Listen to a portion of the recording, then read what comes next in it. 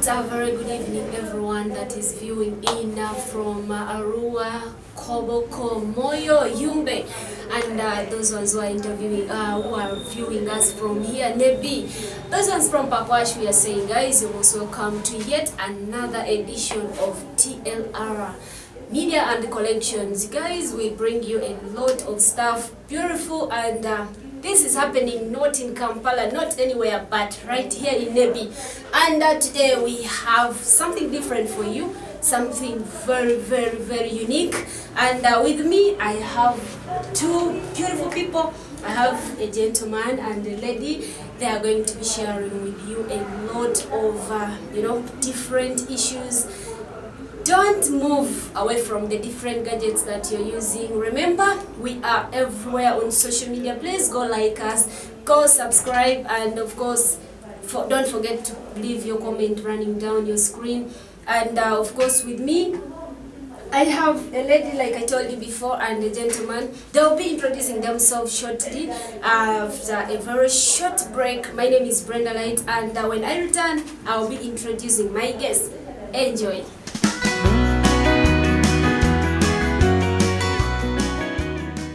Okay, welcome back from that short break, and we are still at TLR. Hey guys, we are on WhatsApp, that number running down your screen. Please go and join the WhatsApp group. Leave your comments there and let us know what you want from us. We have gadgets, we have iPads, we have iPhone, name it. And of course we have different clothing for the gentlemen. Do you guys want to look good? Please come at TLR. We are in front of Nora's building, a basement next to Gulf apartment at Arua State. Please come visit us. Come shake a lot of goodies with us. Like I told you, when I return, I'll be introducing my beautiful guests. They have young people like you out there, and some of you, you're old. They could be your children. But nonetheless, yes, let me start with the lady. She looks so elegant and well composed. Yes, you're welcome. Thank you so much. Yes, I want you to look right in the camera and introduce yourself, the institution. I understand you're a student, and then maybe what you do. All right, thank you. Ayoro Anna, a student of Social Work and Social Administration Year 3, Makerere University, and a president NEMSA. Okay, so kindly tell us what NEMSA stands for. NEMSA is an abbreviation from Nebi Makerere Student Association. That means it is composed of students from Greater Nebi, that is Pakwash, Nebi, and Zombo, and any other adult student but studying at Makerere University. Okay, that's a good one. And a quick one with the gentleman. He looks, a little bit new here, but nonetheless, feel free. Here we give you that conducive environment, so feel free. So gentlemen, you're welcome. Thank you. So you're going to do the same, look in the camera and tell the viewers out there who you are, and of course what you do, and maybe if you're a student, from which institution, and maybe the course, if you feel free with that. I'm called Ofongi Clinton, a student of Makerere University as well, just like my president. I'm a member of NEMSA, and that's Nebi Makerere Students Association. I do bachelors of Chinese and Asian Studies at Makerere. Okay, we have the Chinese here, and of course a very beautiful lady. So they are going to be telling us a lot of things concerning social issues. And these two people, they are a representative of a group, like they told you earlier on. There would be very many in the studio, but of course, when you represent such a certain group of people, it is as well as, it is the same as the people. So I believe they entrusted you. You have all that they would want to come and air here. So you guys, are you from Nebi or? Okay, me, I come from Pakwash, Okay. but that is still under Greater Nebi. Yeah, true. And you? I come from Erusi, and that's Nebi. Yes, that's Nebi. So we have someone from Pakwash and another one from Nebi. This is good. I wish we could have one from Zombo, but nonetheless, you guys will represent them all. So you guys, recently, and one thing that interested me the more, that made me actually invite you guys to come, is one beautiful thing that I saw you people, very young as you are, you decided to invent into something which I believe was something very good, because what you did, it was one of a kind, so unique. I saw you guys, you were teaching pupils, yeah? You are going to different schools from Pakwa. You started with Pakwa, right? Yes. And then you came to Nebi and then Zombo. So you tell us, what were you doing with those children? You are teaching them what exactly? Okay, thank you so much. As we said, we are students, and as NEMSA, we always have a give back project. That as people who have reached some level of education, we come back and give back the knowledge and the skills that we have acquired from the school to give to the community. Because we have people in the community who really need the knowledge and the skills. So we can't just have the skill and hold it for ourselves, but instead give it out to the communities. So we decided to embark on a project of training teenagers how to make reusable pads. Having realized that in Greater Nebi, it is, most people are not so much like economically doing well. Okay. So most girls don't have access to pads. And as people who have ever been in that experience, and in one way or the other, we learned how to make the reusable pads. So we decided to come back and teach the teenagers, especially from the years of 12 years and above, on how to make the reusable pads. And of course, we couldn't choose anyhow, but we, due to little resources, we selected 12 schools from Greater Nebi. That is 4 schools per district, 4 schools in Pakwach, 4 schools in Nebi, and 4 schools in Zombo, so that we could do this project. And we didn't only teach them how to make reusable pads, we also gave them knowledge of menstrual hygiene. Sometimes these girls lack someone to give them the knowledge. The aunties are not doing their roles. And the senior women teachers at school, they don't do enough for the students. So these girls don't know how to keep themselves safe while they are for their menstruation. And another thing is that we gave them career guidance. These children have been staying home for 2 years since the closure of schools due to COVID-19. So you see that most of these pupils have lost interest in education, and others didn't even go back to school. So they need a lot of guidance. Now, as people who know the importance of education, and we know that is the only way to lift up Greater Nebi, that is the only way to bring about development, we had to give them some guidance of how to go about life. We know, and in our experience with some of the boys, we realized that some of these boys had been taken up. Like, they lost interest in education, they joined peer groups, and these groups are really teaching them bad manners.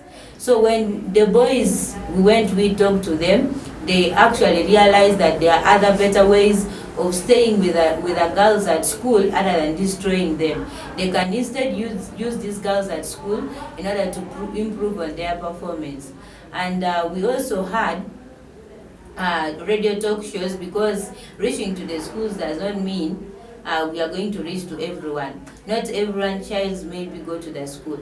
And the issue with, because we have low level of education, it's not because of the pupils or the children, but it's because of the community, the parents. So the only way we could reach all of them was through the media, and we had radio talk shows. That was majorly to have large coverage and also reach the parents and other stakeholders. Thank you. So you talked of reaching out to those pupils. You talked of 12 schools, right? Yes. So did you reach all the schools that you had in your Yes. Okay, that was a good one. And then in the district that you've been to, which radio stations have you been to so far? Oh, so far we had a radio talk show on Pakwach FM, and that was on Monday. And then on Thursday we had a radio talk show on Christ the King, that is in Nebi. And tomorrow we are having another radio talk show from 9 a.m. at Radio Rainbow, that is still in Nebi. So in Zombo you did not have a radio talk show? No. Why? Because we lacked connections. Okay, it's fine. Yes. Understand. Okay, coming back to the gentleman, I believe you also participated. So, did you had a chance to also teach these girls how to make the pads?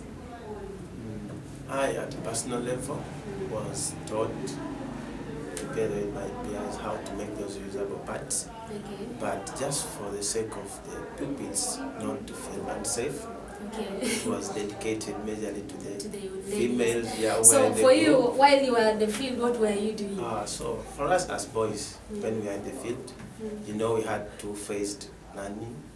First of all, we collect like the whole age group that we want, like from 12 to infinity, that we are in the school. We first have with them a general talk, both male and females in the school.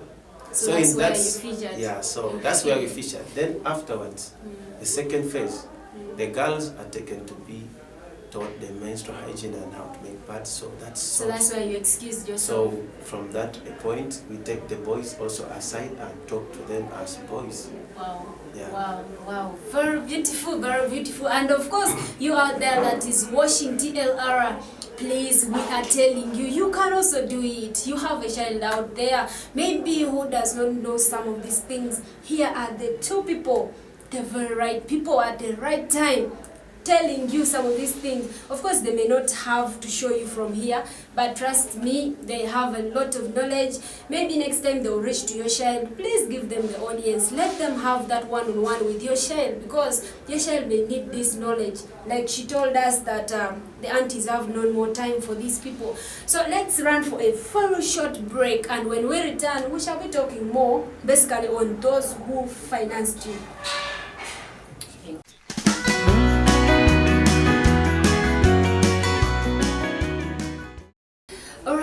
Welcome back from yet another episode of the TLR show that happens every Saturday evening like this. We bring for you nothing but a lot of goodies. And as we began the show earlier on, I was with these two beautiful people, and I'm still with them. Please go like us on Facebook, and don't forget to subscribe on YouTube at TLR Media and Collection. Please be part of this, and of course, don't move away from your gadgets. I was still talking to you. Yes. So you told us and the viewers out there that while you were at the field, you engaged the boys, into the boys' talk. Yeah, because you couldn't, teach them how to make pads. But don't you think if you had also taught them how to make the pads, they would be also of help to their sisters, let's say? Because I believe those young boys, they don't have girlfriends. So we could not assume that they would make pads for their girlfriend. So why did you decide to, take them for the boys' talk and not teaching them the making of pads? Thank you so much. First of all, I would love to say, since it's a primary level, those kids are shy, like real shy. So once you mix the boys and girls into such activities like making pads, just know the girls will literally take nothing home.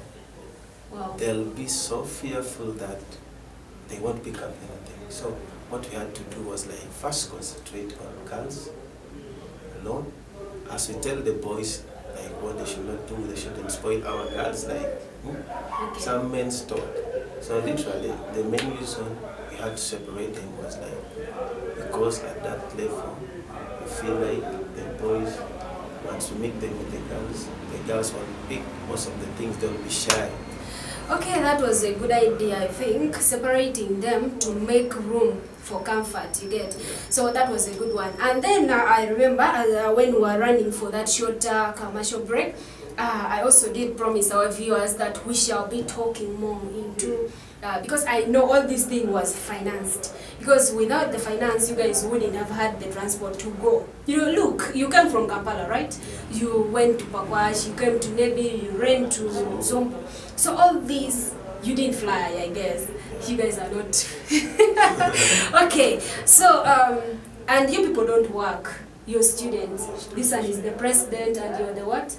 You're the publicity secretary. So I believe you don't work and you are not paid for this. So where did you get the funds, the money to buy the materials and the transport, you know, to go and then come back? So where did you get the money? First of all, as NEMSA, we try to engage our members. Okay. After coming up with a program that we need to reach out to our roots and teach those girls child how to make these things so that they can also progress, they also come through this. We had to mobilize first within ourselves as members. We made some amount that every member had to pay, willingly though, but all of them, surprisingly, not even surprisingly, because they feel like it's their money. The love was there. The love was there, because they felt the thing was going to touch the real thing. So at first we engaged our members and all of them complied positively. We raised some money. It felt like that money wasn't going to be enough to fund the whole project. So what we had to do, we engaged our alumni, those who were part of NEMSA sometimes back and now they're in the job world. We had to engage them as well. And from there we continued by reaching out to our leaders at the district level, like say our MPs, our LC5s. So generally at the district level, so that we can engage more parties, but for a wide outreach. Did you also call your parents, like the parents of the student at the university? Yeah, Those were in the association. Same for my case. By the time we were coming this side, because you know we always do it in the holidays, I first went to Hoima, that's where my father works. So we coming from Hoima to Pakwach to reach the other teams which are there was becoming hard if I didn't engage my parent. Okay. I was like, Dad, I need this transport, and he willingly gave it out. And so meaning, they were also feeling the zeal and the need for this project to go on. All right, that's a good one. And then Anna, Madam Anna, Her Excellency. So he was telling us the people you engaged and so on. So do you also have people in mind that you engage? Maybe there are those who responded positively, there are those organizations, maybe association, whatever. Because these people, they want to be appreciated. That's one thing I know, because there's no one who will give you money and they don't want you to say something. Even me myself, if I give you money, you have to say something. Yeah. So were there people you reached out to, and because this money were for the people, because they believed the project was for the people, not for NEMSA alone. And indeed, it was a success because everyone was involved. So were there some people you reached out to? Were there certain individual, maybe organization? Yes. Thank you so much. We reach many people, like you said, NEMSA people contributed some money, NEMSA members and executives, and also our alumni like you. You supported us, and we are very grateful for that, and other alumni. So that couldn't just help us because we had a very big budget, you know, reaching 12 schools, you need to get the materials, you need to provide the transport, so we didn't really have that enough fund. But still, we were like, now, what can we do? What can we do now we have this thing? So we had to reach out to our leaders. We know that we believe that the leaders could help us. We reached the MPs, like you said, the LC5s and other leaders. And I would really love to appreciate the following people whom we called and they really responded very well. We had first of all, I want to appreciate the LC5 of NEPI and Pakwach. They provided us with the transport. I would also like to appreciate Honorable Abur in Pakwach, the woman MP Pakwach, Honorable Ashibu, woman MP NEPI, Honorable Esther Foyeruth, the Afoshan, sorry, the woman MP Zombo. I would also like to appreciate Honorable Songa Lawrence for supporting us. That is Ora County? Yeah, Ora County. And we also like to appreciate Honorable Pioshin Grace.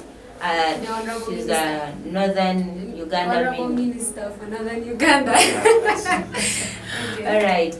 And then I would also love to appreciate our patroness, that is Dr. Sarah Akelo. She has really been supportive. I would also love to appreciate Mrs. Jolie Okumo, the program manager, MasterCard Foundation at Makerere University.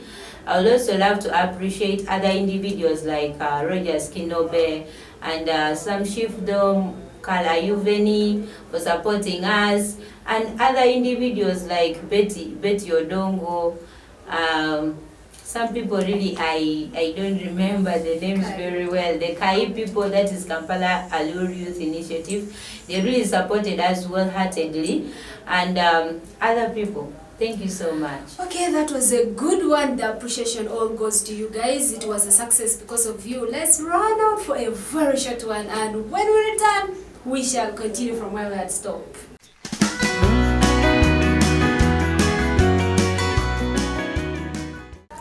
Alright, we were on a point of appreciating those who supported the young children. You didn't support NEMSA as an association. You didn't support Anna as the president of Nebi Makerere University Students Association. You didn't support Clinton, but you supported your children, those ones in the lower primary and those vulnerable ones, because some of you out there, you can afford pads, but some of these kids, they couldn't, I believe. Anna, how was the experience down there, living alone, the appreciation? Okay, the experience we had with the kids, the pupils at different schools, it was not really, it was sad and also surprising at the same time, because you find we didn't only go to town schools, we went to deep in the village schools. Like we went to Ukemo Primary at Yak and in War, in Zombo. Wow. And then in Pakwach, we had a chance to go to around Pangieth and Japiomonen Primary, that is in Bukwero. That's the school I wanted to hear of. So Japiomonen, where is that? It's in Bukwero. Okay, so how was the experience, like generally? Yes. So, how was the experience? Okay, like I told you earlier, it was amazing. Yes, and also sad at the same time. Okay. The amazing bit was that you find that things that you thought people knew about them, like they didn't know about them. Like we have some girls who experience menstruation, but they do not know pads.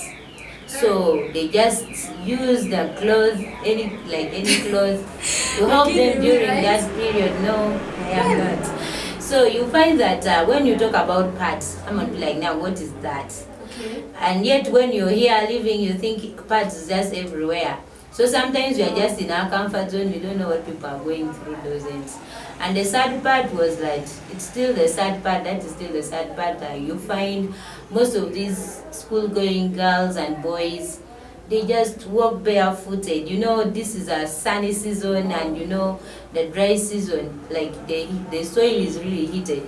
And these kids have to move back home at lunchtime. They don't have any sandal. Again, they don't know. Others go to school, they don't even have any money for breakfast. Whether 100 shillings, you reach and you find the lips are really dry. The school doesn't even have that provision of breakfast or lunch. It's really sad, and the classrooms are very few. Some schools have just 2 classrooms, and all these classes have to run. And then others who have churches, some pupils be in the church, others be under the tree, and it is not really conducive for the pupils. What an experience. Anna. So Clinton, you did the boys sexual talk, I believe. So don't get me wrong. So you taught them sex education. So how was the experience? What were these boys telling you, and what were you telling them? First of all, I'd love to say the boys have been exposed a lot in this lockdown. How? Like some things that you didn't expect a primary kid to be knowing, they know it more than you think they know. There's a case I would love to say this, a kid, we try to engage them at the lowest level we can, so that we get their confidence, so that they can confide in us and tell us almost everything they can. There's a point a pupil told me Clinton have 6 girlfriends. 6 what? 6 girlfriends. So you see a kid, not which class? Yeah, he was a P6 guy. Wow. Around 15 years. So someone at that age. So these are some of the challenges I think now we had to iron out in a very So in such way. a case, what do you tell such a person? So first of all, first start by telling that person that that thing is not right. How? If you had been doing all that all along, first of all, you can contract STDs. You can die even before reaching the dream that you always wanted. You can drop out anytime. You know, you see these people around, there's nothing to admire here. So we first tune them in a way that they have to think bigger than they are. They have to think high, and if they want to be someone someday, they should leave that thing aside. For us, we weren't doing that. So we try to tune them into thinking that that thing is wrong. And actually it's wrong. How were their reaction toward your advice? Because it's not easy for someone with 6 girlfriends to just wake up one day and say, okay, all right, now I'm going to.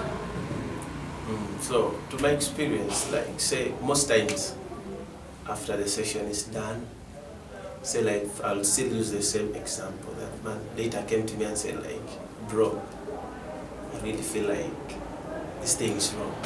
So that gives the satisfaction that at least you have reached someone and made some change. Okay.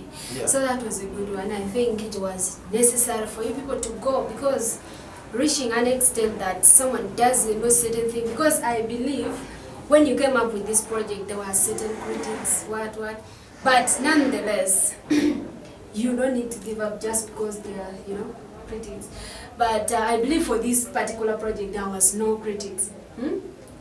That's what I believe, because going to reach someone out there at a lower level, a child who doesn't know parts, who doesn't know what, I think you did the right thing. Yeah, so you guys, you need to be applauded. You just did so nice, so nice. So by now I know those people at the PMN, they know parts. You showed them, even did you had to give them chance to cut it themselves? Yeah, they are the ones making. We just tell them do this, The do measurements this. and Yeah, so they on. did the measurements. They did. How about the materials? Did you tell them where to get? Yes, we told them they are easy to get, because like you have to use just bed sheets, cotton bed sheets. So am I not scared that these kids are going to cut all their bed sheets?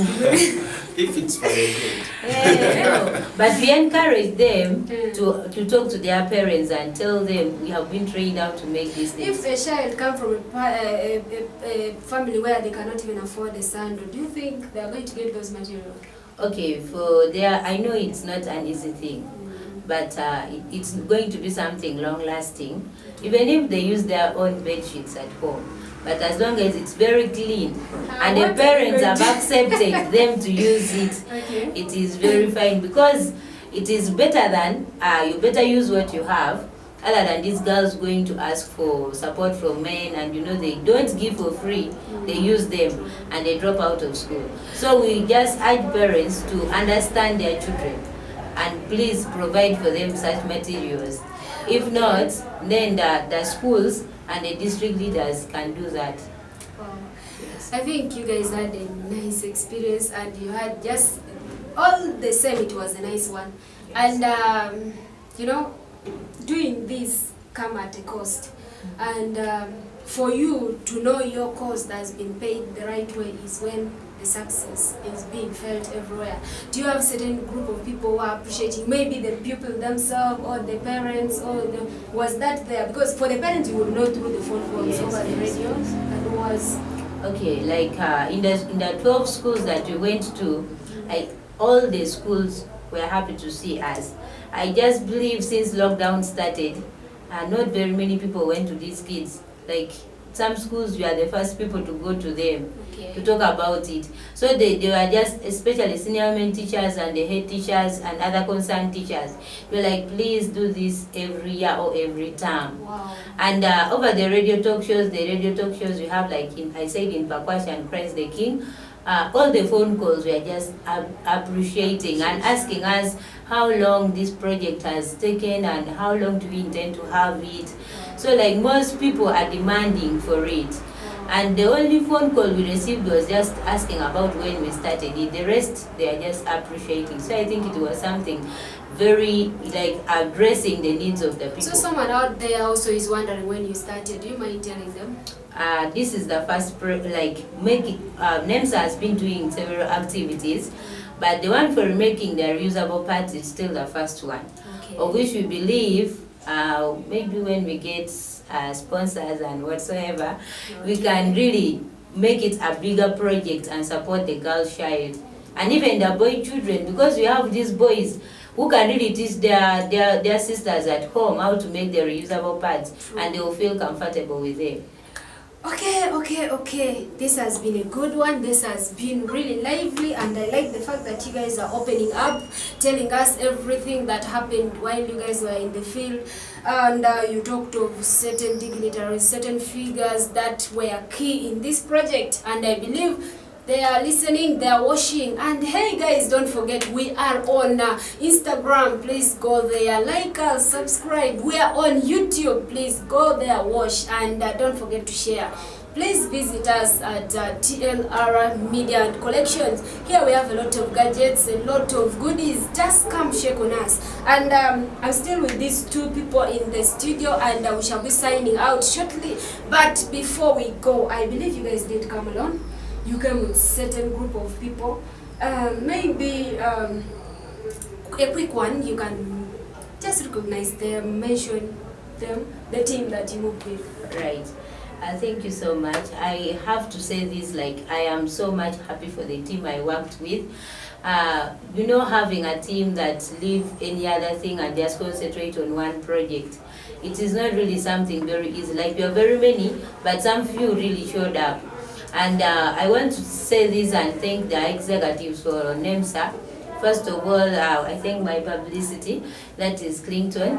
I appreciate our Assistant General Secretary, Cosmas. I appreciate our Finance Minister, Geraldine, and the Secretary, Gloria. I also appreciate the Women Affairs chairperson, that is Mercy, Piyush Mercy.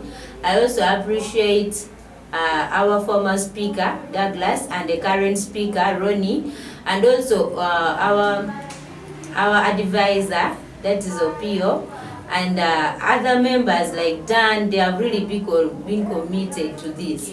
And Sandra and others who really went to the field and appreciate, and all NEMSA members.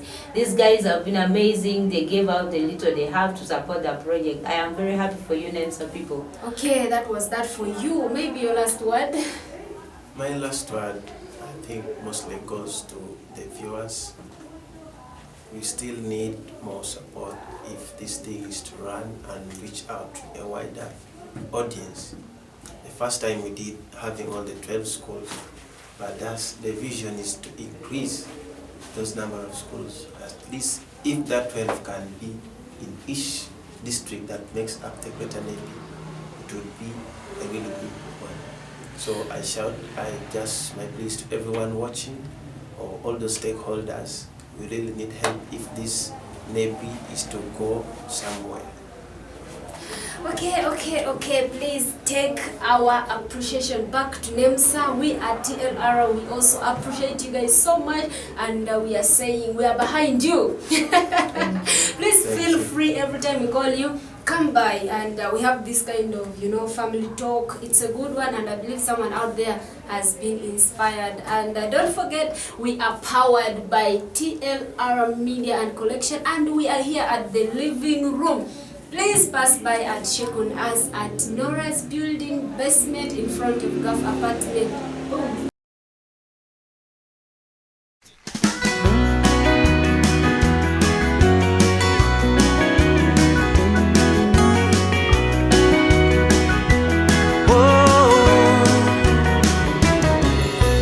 Nobody else could have changed my heart. Nobody else could have saved me. Picked up the pieces when I fell apart. I'm so glad you unchained me, 'cause you are the one that I